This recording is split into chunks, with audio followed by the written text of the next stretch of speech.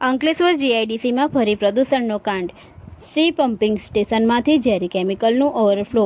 અમરાવતી ખાડીમાં ખુલ્લેઆમ પ્રદૂષિત પાણી છોડાયું. અંકલેશ્વર જીઆઈડીસીમાં ફરી એકવાર પર્યાવરણને ગંભીર ખતરો ઊભો કરતો ચોંકાવનારો મામલો સામે આવ્યો છે. સી પમ્પિંગ સ્ટેશનના સ્ટોરેજ ટેન્કમાં ફીણયુક્ત કેમિકલવાળું પાણી જોવા મળ્યું હતું. એટલું જ નહીં, પમ્પિંગ સ્ટેશનની બહાર આવેલા વરસાદી કાંસાઓમાંથી પણ ફીણ અને કેમિકલયુક્ત પ્રદૂષિત પાણી સીધું અમરાવતી ખાડીમાં વહેતું જોવા મળતા સમગ્ર વિસ્તારમાં ચિંતા ફેલાઈ ગઈ છે. સ્થાનિક લોકો અને પર્યાવરણ પ્રેમીઓએ આ ઘટનાને ગંભીર ગણાવી જીપીસીબી, એનસીટીએલ અને અંકલેશ્વર નોટિફાઈડ એરિયા ઓથોરિટીને તાત્કાલિક ફરિયાદ કરી હતી. ફરિયાદ બાદ તંત્ર દોડતું થયું, પરંતુ સૌથી મોટો સવાલ એ છે કે સતત 24 કલાકના મોનિટરિંગના દાવા વચ્ચે પણ આ પ્રદૂષિત પાણી ક્યાંથી આવ્યું અને તેનો જવાબદાર કોણ છે તેની કોઈ સ્પષ્ટ માહિતી તંત્ર પાસે નથી. ઘટના સ્થળે વરસાદી કાંસાઓ અને અમરાવતી ખાડીમાં ફીણના મોટા મોટા થર જોવા મળ્યા હતા.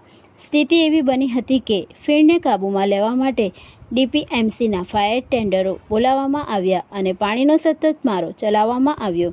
સ્થાનિકોમાં એવી ચર્ચા છે કે આ કાર્યવાહી પ્રદૂષણ રોકવા કરતાં ઉદ્યોગોના પાપ ધોવાનો પ્રયાસ વધુ લાગી રહ્યો છે.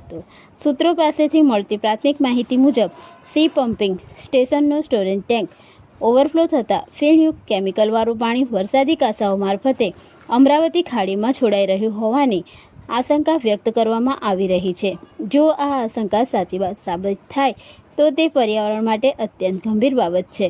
સ્થાનિક પર્યાવરણવાદીઓ અને ગ્રામજનોએ આક્ષેપ કર્યો કે સી પમ્પિંગ સ્ટેશનમાં વારંવાર આવી ઘટનાઓ બનતી હોવા છતાં તંત્ર માત્ર દેખાવ પૂરતી કાર્યવાહી કરે છે.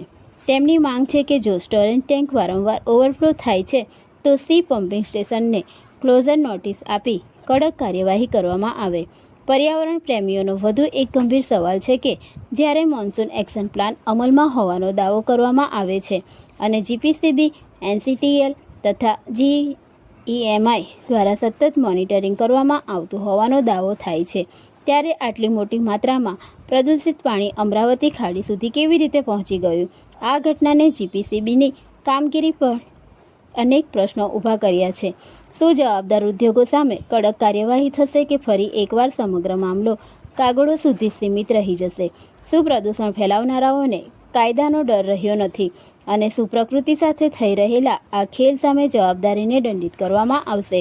સ્થાનિક લોકો અને પર્યાવરણવાદીઓએ સમગ્ર ઘટનાની નિષ્પક્ષ તપાસ, પ્રદૂષિત પાણીના વાસ્તવિક સ્ત્રોતની ઓળખ, જવાબદાર ઉદ્યોગો અને સંબંધિત અધિકારીઓ સામે કડક કાયદેસરની કાર્યવાહી તેમજ આવી ઘટનાઓ ફરી ન બને તે માટે કાયમી વ્યવસ્થા કરવાની માંગ ઉઠી છે.